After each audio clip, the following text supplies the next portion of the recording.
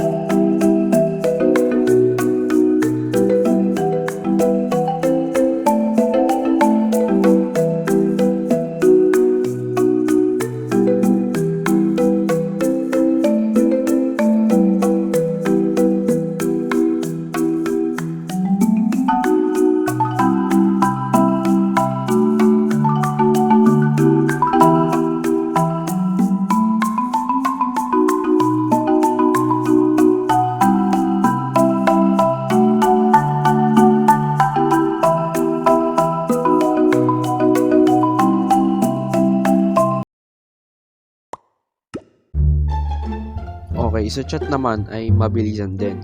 Kunyari, nalagay ko siguro always day. And tinap ko lang, 'di ba? Yung kanina kanina lang hindi siya kompleto, tapos pinindot ko bilang kompleto agad. And pipilian mo bilang agad siya. O, 'di ba? Easy ba? Easy.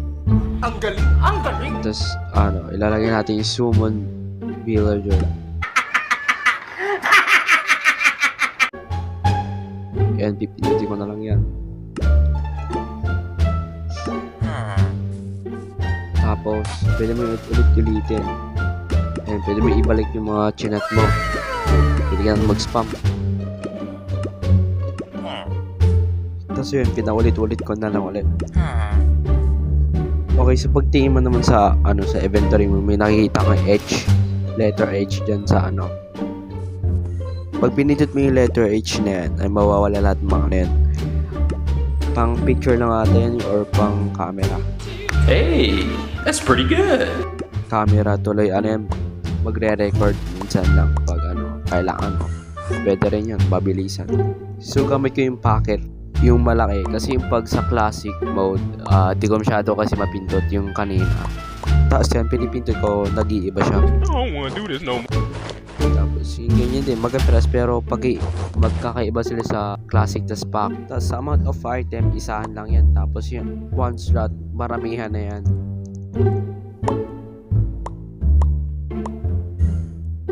Tapos yung drop 1, isahan lang drop yan. Tapos yung isa drop all, malahata na yun.